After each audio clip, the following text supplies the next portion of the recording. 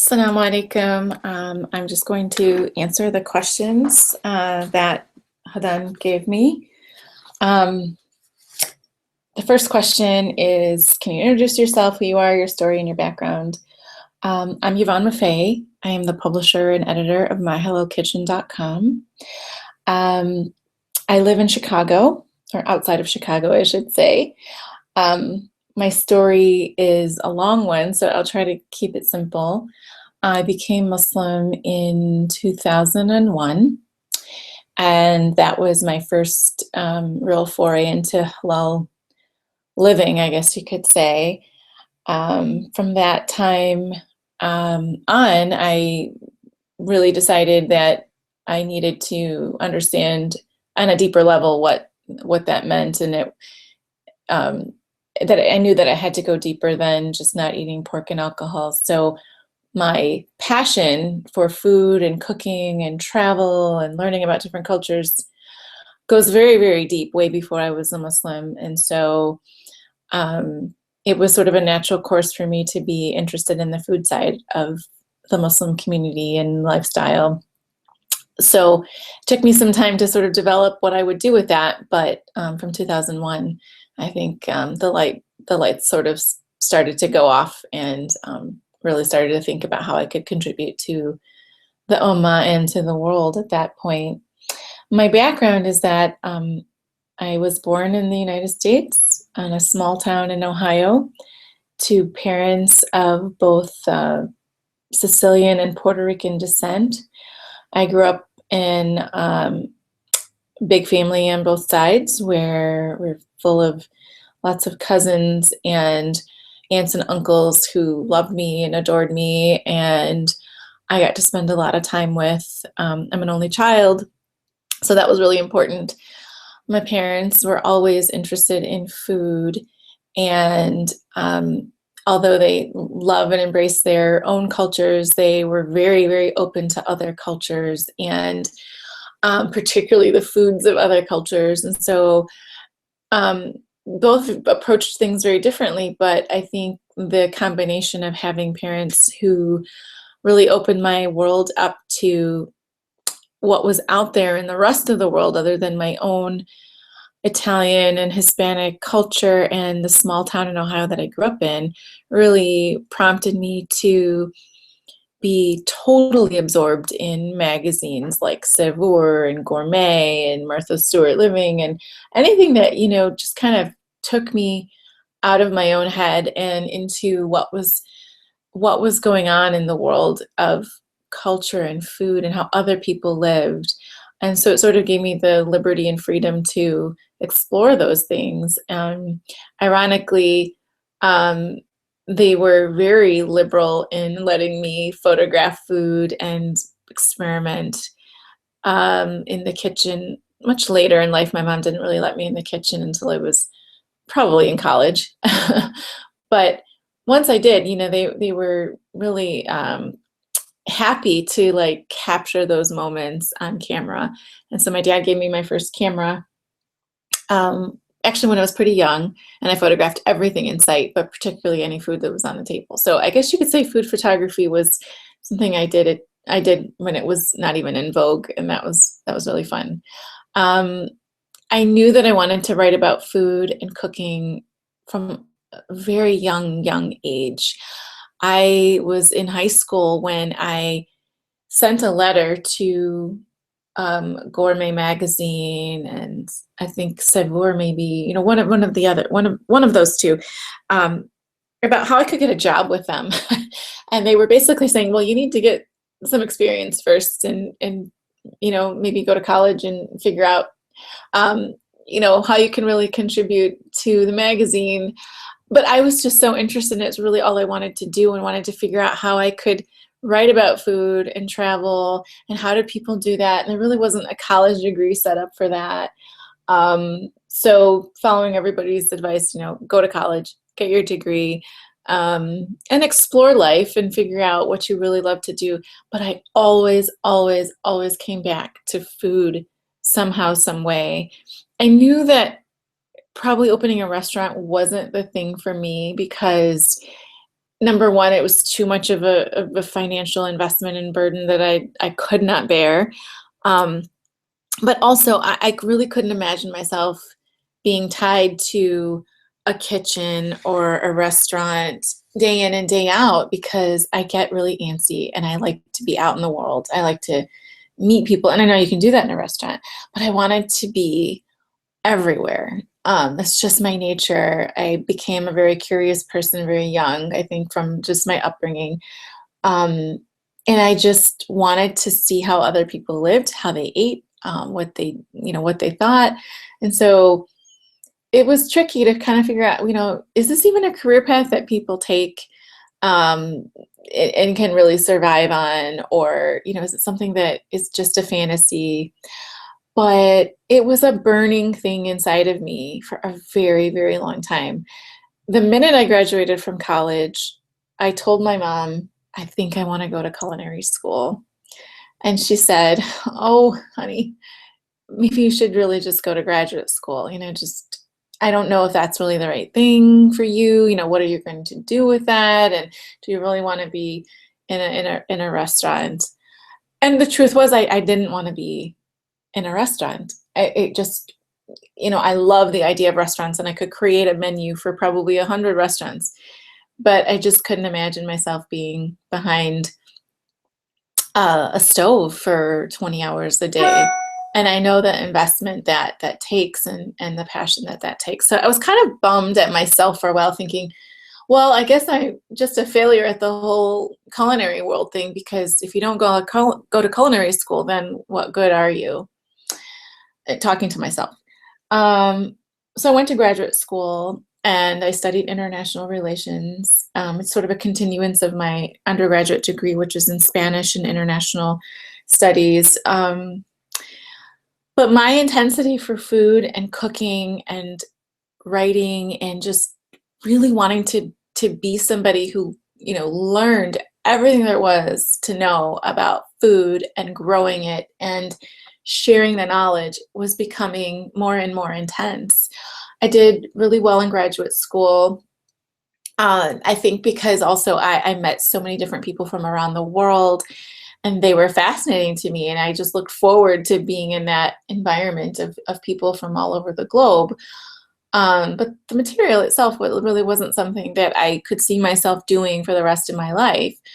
I'm not a very bureaucratic person. I'm really not very tedious. And I'm not political and governmental. So I think me going into that line of work, which, would deal with like NGOs or, even governmental agencies, which is all great work, I just knew that for me, it would just kind of kill me inside. And so I opted to become a teacher. I went back home and I started teaching Spanish, and I loved that. I mean, I was very good at it. But in my free time, all I did was search around for recipes and food, and I experimented in my kitchen, and I looked at, for any new restaurant that I could try, you know, when I was traveling, or back home in Cleveland. I During this whole period of about 6 or 7 years, from undergraduate through graduate school and beyond, I had been to many different countries. I had traveled alone to Italy and Switzerland and Greece. Just really had a fearless attitude, although looking back, I don't think that was a great idea. But I grew so much on that particular trip, where I went to those different countries and, tried a lot of different food, met a lot of different people, and it was just a fabulous thing. And I really got the travel bug doing that. Came back and visited more countries, studied abroad in Spain, visited Morocco, studied abroad in Mexico, went to Belize, then went abroad again to France and England. And just, being in those worlds, I appreciated coming back home to America and saying, well, what can we do here? What can we appreciate and enjoy here that is similar to all these other places that I'd love to live temporarily, but I don't really see that in my future for long term. I moved to California, lived in the Bay Area for some time, and that was the ultimate foodie experience for me because every single weekend that I lived there, I went to a different restaurant, a different location in California, and also Oregon and Washington, Vancouver, went to Hawaii, just spent every waking moment that I could and every free moment that I could traveling and exploring really on a dime, just every culture possible, every pocket of California, and LA and San Francisco has so many great neighborhoods that you can explore Japanese food and Korean food. And it just really shaped the person that I was becoming in my mind about what I could contribute to the world in my collection of experiences and knowledge about food. So that's a long answer to my background, but I think it really it speaks to why I felt that I could eventually offer something to the world that I was so incredibly passionate about. So the second question is, what was the vision that sparked you to be so passionate about healthy halal food and start My Halal Kitchen? So in 2001, after several years of contemplation and reading of Quran and Sunnah and talking to Muslims, what I realized was this whole Islam thing is really true, and I need to be a Muslim. I was never a very religious person per se. I mean, I grew up going to Catholic school and being very respectful of elders in the religious community and respectful of the heritage. And I think I always had this sort of personal relationship with God. I would even go to church, when it was closed and just sit there and kind of pray and talk to God and think, this is great. This peaceful time is wonderful. And I know that there is a God and there is a creator of all things in the universe. So when I started reading the Quran, I really thought Islam and Muslims were just speaking to like a very political situation in the world. And I think that's why I kind of avoided it for so long. But once I really got to talk to Muslim people from all walks of life, I'm talking Indonesia, Dubai, Qatar, Saudi Arabia, Palestine, I really started to see this common thread of goodness and hospitality and humanity and practicality, that these people were religious, but just held, so many interesting qualities that I had respected and admired and thought, how do they do that? There's something in what they're learning from a religious perspective that is catalyzing their character and behavior that I see in all these different Muslims. And so when the topics come to food, the one thing that most Muslims really didn't elaborate on, I think, very much was halal, other than not eating pork and alcohol. So when I reached the decision to become a Muslim myself, I started to kind of research a little bit more about the concept of tayyib, which means pure, right? And that in Quran, Allah says, eat what is halal and tayyib. So what does that really mean? And I thought, well, I'm crazy about organic and I love all things organic. And I believe that we should never do anything that hurts our body. That's Allah says, I'm not going to give exact words because I can't do that from Quran. I don't know that. But we know from an Islamic perspective, you don't do things that harm your body. We don't partake in things that are intoxicants for a reason. So drugs, alcohol, cigarettes. I mean, some people might say that they're not haram, they're makruh, but when something harms your body, we avoid it, right? We know that it harms our body, we avoid it. So from an organic conversation, we know, like, why do we have things that are organic? Because they're free of pesticides, they're free of chemicals and things that are going to harm us. We're going back to nature. And I thought, this is a really fascinating concept. Why aren't we talking about it more in the Muslim community? Why aren't more scholars addressing this? I'm not a scholar. I don't plan to be one. I don't see that, as part of my makeup. I think that I enjoy reading different perspectives of scholars on various topics. I think we need to see more of that on the food front.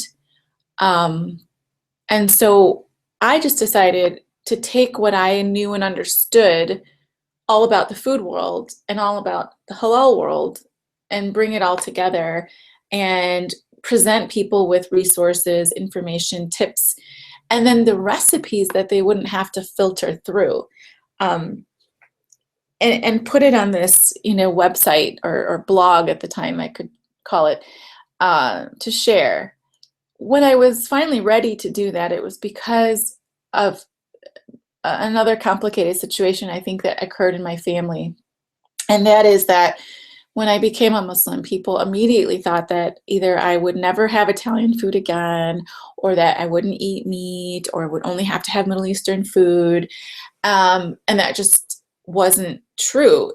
I actually thought that was the case when I became Muslim, that maybe I'm not going to be able to really ever enjoy this stuff again, which was very sad to me. But as I learned about tayyib and halal and the biha and, the whole process of slaughtering, that, the care that needed to be taken, that really, if you just follow the certain methods and you look at the ingredients in food, you really could eat anything you ever wanted, by creating the substitutes necessary. So in order to show my own family and my husband's family, because at that time, after I became Muslim, several months later, I was married, and also to a convert who had an Italian and Mexican background. And so we both understood that in order to make our families feel comfortable, we really needed to, serve food that they would recognize and enjoy.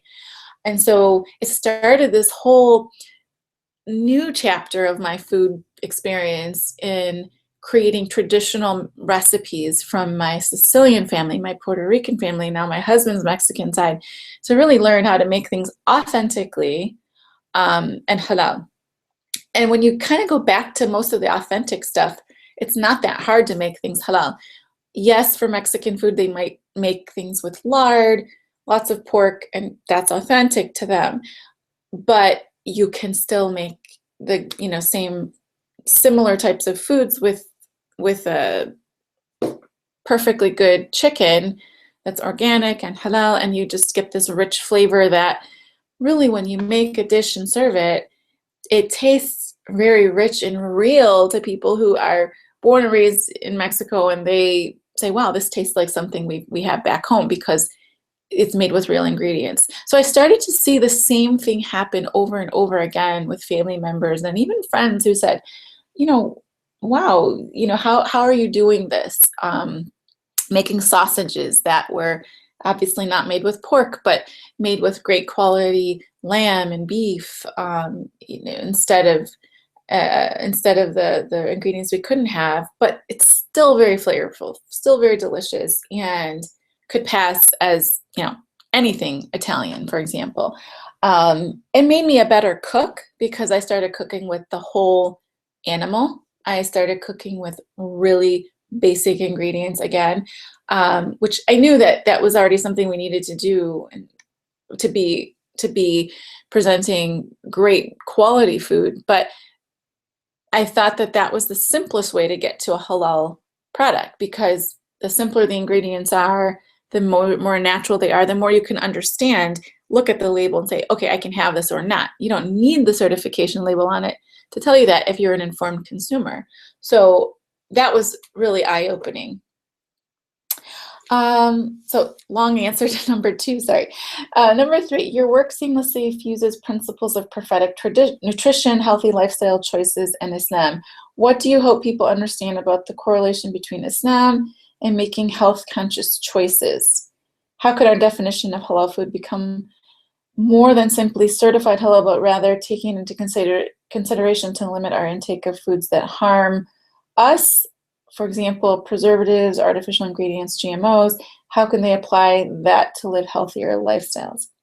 Okay, so to address the first question, the biggest Oh, sorry. So to address the first question, the correlation between Islam and making health conscious choices. Well, Islam is a way of life, right? And it's a way of life that is beneficial to all of humanity.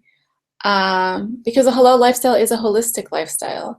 And we know that the Quran was sent for all of humankind, not just Muslims. So I think that um, when we talk about things that are halal, inherently we're talking about things that are good for us and healthy for us. And I think that when we speak to people who are not Muslim, who maybe don't understand Islam, that making them realize that this is for everyone. It's not exclusive to people who take their shahada, that this halal product, this halal, concept is good. It is wholesome. It is something that is going to make our lives better. I think that there's an appreciation for that, because also, in a sense, halal is transparent, right? I mean, we need to understand what we're eating, what goes into our food. So, for example, a halal company will say, well, this is how we raise our livestock. This is how we process our product. This is what is in the final product. There's all this transparency, which everyone wants to know today. So I think that for me, in my mind, halal equals healthy if our definition of halal is what it should be. And we're not just slapping a label on it saying this is halal, but there's all this, synthetic stuff in it that is laced with chemicals or made in a laboratory and, something our body can't digest. So there's probably some work for us to do in the community about having a clear definition of what halal is, and not taking it for granted and saying, well, X product is halal. There's no haram ingredients in it. I want to take it a step further and say, are all of those ingredients actually good for us? That's a topic for another conversation, but in essence, I think halal should equal healthy. And that's the message that the world should know. But we as a community have to make sure that that happens. And that is something that as consumers, we can demand and look for and purchase, vote with your dollars on. So how can people apply that to live healthier lifestyles? So again, I would go back to say, use natural ingredients, simple products, grow your own food. You don't have to become a farmer to grow your own. Plant some cherry tomatoes in a pot, even if you have a balcony. Teach your kids, where do things come from? Talk to your family about, have the conversation about GMOs. It's controversial, but discuss it on a family level. Are we going to buy things with GMOs? Not just food, but plants. What's our family stance on this? Do we look at the research and say, hey, we're okay with it or we're not? In my household, we avoid them at all costs. But I think that we need to really also get to the home front on all these topics, that if mom is trying to cook healthier and eat healthier, she needs to be supported by the people who are helping her shop in the household, or what foods are bringing into the house. I mean, there needs to be a conversation and sort of an agreement, starting at the family level, I believe. And then hopefully on the ummah level, we can also support each other on that. And I think more scholars need to really talk about it heavily. Have there been any great figures in your life that have inspired you in your path to building your business? Well, I take mentorship from people who are doing now what I aspire to do, for years to come. I think that my life is certainly multifaceted. I would say that my business is part of my life. My life is my business. I don't really see a separation. And I like it that way. Not everybody likes it that way. People, preach balance and all of that, and I get it. I don't know if there is much of a balance per se in an entrepreneur's life, especially at the beginning. But we have to be okay with our choices. We have to accept responsibility for the choices that we're making. And so I know that I can't do it all. I know that certain things are going to suffer. So I've done a lot of weeding out in my life of saying, when I do make time for family and I do try to make as much time as possible for friends. However, I think most of my friends are somehow related to my business or in business because we have more things in common. So it's just sort of a natural progression of, how I spend my time. My family understands that sometimes when they come over for dinner, it's part of a photo shoot, it's part of a blog post, it's part of something related to business. And they're okay with that as long as I still make time for them and I explain things well, and we're doing things in a way that everybody feels appreciated. So I realize what I can do and what I can't do, and I realize I only have so many hours in the day. And so I look at mentors who are doing that successfully and well, and they're not sacrificing the priorities that I also have, which are keeping my household intact, keeping my family intact and close to me, and keeping my friends who I love and cherish. So I don't make much time for more than that. And that's okay with me. So I think everybody kind of has to look at who's living a life that you really aspire to live like, and say, try to follow in their footsteps, or try to glean, certain tips that they offer in lectures and speeches and things like that, and interviews, and see, if you can take anything from their example. Number 5, take us through how you started My Halal Kitchen. What has been the biggest challenge in starting your company? What has been the most rewarding? So I started My Halal Kitchen in 2008 because I learned about blogs from a student of mine who I was teaching. And then, the rest is history, I guess. I pulled out a lot of hair, probably trying to figure out how in the world to use this technology. But I was pretty persistent. I would say, if something wasn't working, I'd look for another source, asked a lot of questions, reached out to a lot of people, and just got my recipes up online, got my content online. It probably was one of the happiest days of my life when I decided to go forward with my dream of writing about food. And the goal was always to write cookbooks, have a TV show, write magazines, have a website, share the information that I was learning with the world. That it's like, I had so much inside of me that I wanted to share, and it was like killing me that I didn't have an outlet for it. So once the blogs started, it was like I had this burst of energy to just push it all out there. And it made me really happy to finally be able to do that. And so the challenges were always the funding part. Where does the money come from to keep going and doing what you're doing? Otherwise, it's just a hobby. But from day one, I knew that this was not a hobby. This was something I wanted to do the rest of my life. It's not a right, it's a privilege. And the only way you get to continue that privilege is to successfully fund your business. And so from the very beginning, I tried to figure out what are those streams of revenue that I could produce that would help me keep doing my dream. What's the most rewarding part of it is that I have fun with it. I love more than anything doing what I do. If I could, I would do it for free, because that's how much I don't ever want to stop doing what I do. I hope and pray that for the rest of my life and my days on earth, that I get to share what I've learned about food, cooking, homemaking, gardening. It's just something that is, it's a privilege to be able to share. So that's the most rewarding part of it, I would say. Number 6, what is the best advice you can give to emerging entrepreneurs that you wish you had known when you started?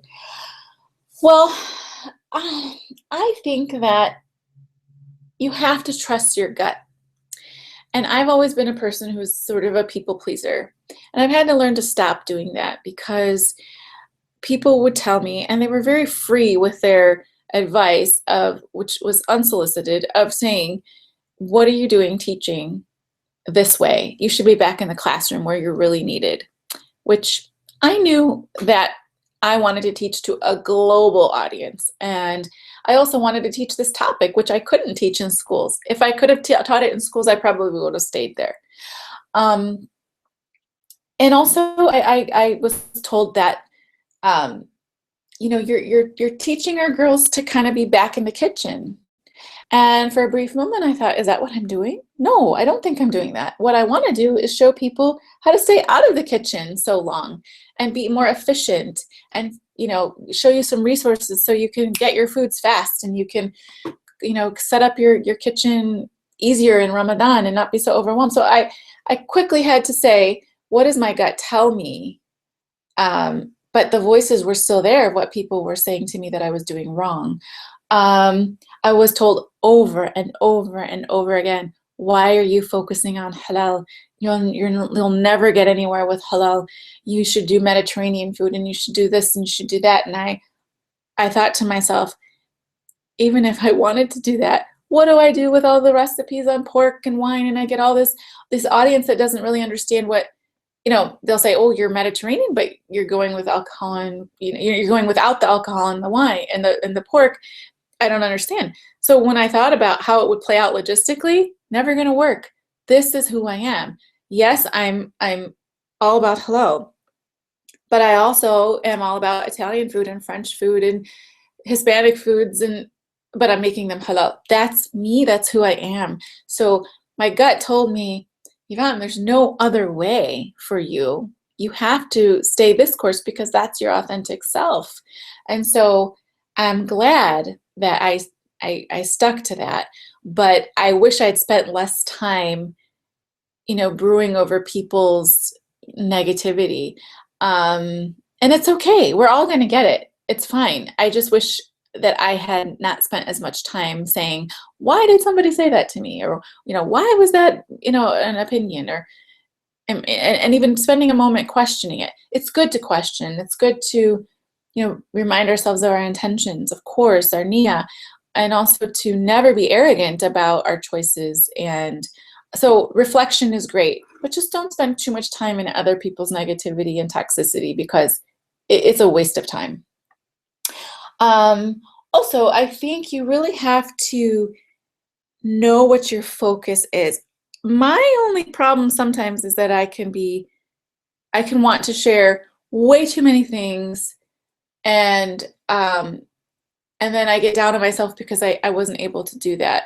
And so it's really good to say, here's my focus for today, or this week, or this month, or this year, and finish it. Finish that project, finish that book, finish that blog post, because distractions are the death of productivity. And so that's a struggle I have every day, because I am a very curious person, and I constantly want to be sharing things. And I think I have to hold back sometimes and say, let me finish what I'm doing first and then move on to the second thing. Okay, tell us about your upcoming book, My Halal Kitchen, Global Recipes, Cooking Tips, and Lifestyle Inspiration. Can you give us a sneak peek on the content? Okay, so my new book is something I'm really excited about. I've been working on it for 3 years. It's going to be published by Agate Publishing and inshallah distributed worldwide, which I'm very excited about. I really need all of your support to please share the links that I put on my website and my Facebook page and Instagram. That would be wonderful. We do have a free recipe pack that is going out with all US orders that go through Agate Publishing, so AGATE publishing.com. There is a special section on their website for My Halal Kitchen. The book is separated into several parts: Italian cooking, Latin cooking, American cooking, and French. There's certain recipes that span from appetizers to main dishes to desserts and drinks for each of the categories, and basically how to make these classic recipes halal. And that is really the core mission of what I've been doing since I started the blog in 2008. So it's very exciting to to be doing that and to really present information that I found and resources that I've come up with and promote some businesses that are really great. At the end of the book, there's a resource section. And just talk about making things from scratch that you're not in the kitchen doing all day long, for products that are, typically seen as questionable by halal consumers, or even haram, right? Impermissible. So things like making your own yogurt, your own ricotta cheese, your own mascarpone cheese, your own breads, and why it's important to make them yourself, or at least know why you have to watch out for the products that you buy in the store. So it's my mission, rolled up into one book, and it's the book that I personally wanted to cook from. And so I wrote the book that I wanted to use in the kitchen. And so I hope and pray that everybody enjoys it and gives me some, feedback on it. Any new ventures or projects? Well, I'm already working on my next book, and I'm not sure if I want to reveal the exact topic or cuisine just yet. I think I'll wait a little longer for that. But working on a new book, I'm working on an online store, and taking our time to get it right and to get it up and running. We are looking for artisans who are making products, not just edible specialty food products, but handcrafted products from around the world. So if you are one of those people, please email me at contact@myhalalkitchen.com, because I'd love to know what you're doing and how we can help you bring your products to the world. So where can people find or follow more of my work? I am always on Facebook, of course, on the facebook.com/myhalalkitchen. I love Pinterest because I'm a very visual person, and I love to pin beautiful things, not just food, but lots and lots and lots of home decor and gardens and greenhouses and things like that. So that's sort of my sort of vision board page. So if you want to see my style or what I'm all about, you can go to my Pinterest page.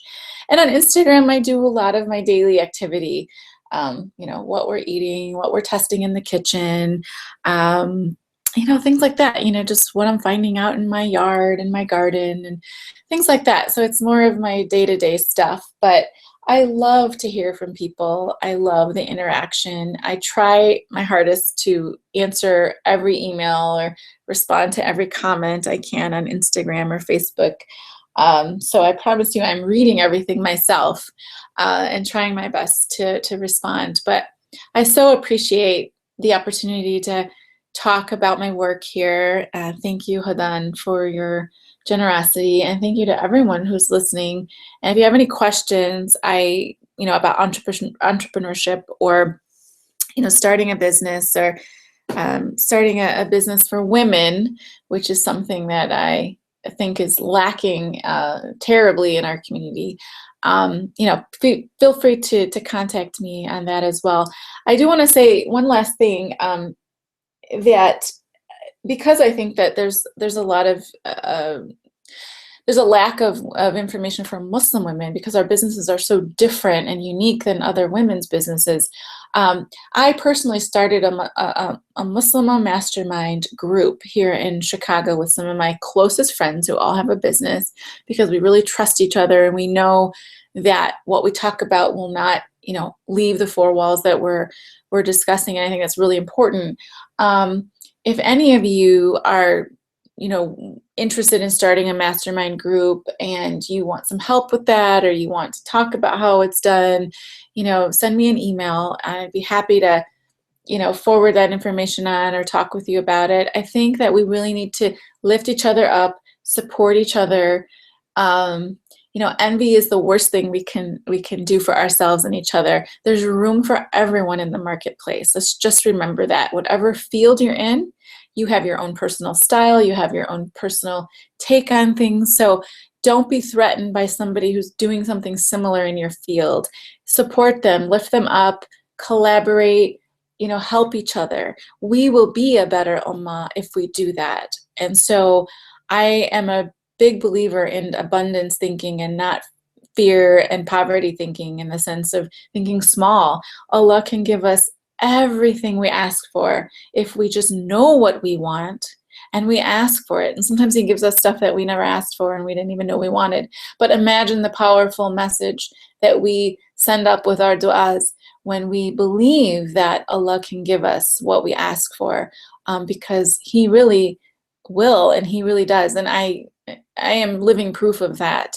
So I think I've said quite a bit, probably more than I should have for this interview, but in terms of time, it's a very passionate topic of mine. So if there's any way I can help any of you, just say the word and I'll do my best. Thank you so much for listening and so much for your time. Assalamu alaikum wa rahmatullahi wa barakatuh.